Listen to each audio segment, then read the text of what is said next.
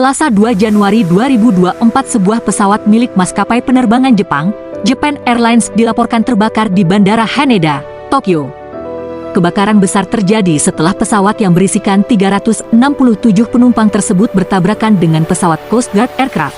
12 awak pesawat berhasil mengevakuasi semua penumpang dengan selamat, dan pilot Coast Guard Aircraft berhasil dievakuasi, namun 5 awak masih belum ditemukan. Sedangkan selama 2 jam setelah mendarat, pesawat tersebut masih terbakar hingga mengalami kerusakan total. Akibat insiden tersebut, seluruh landasan pacu di Bandara Haneda sementara ditutup.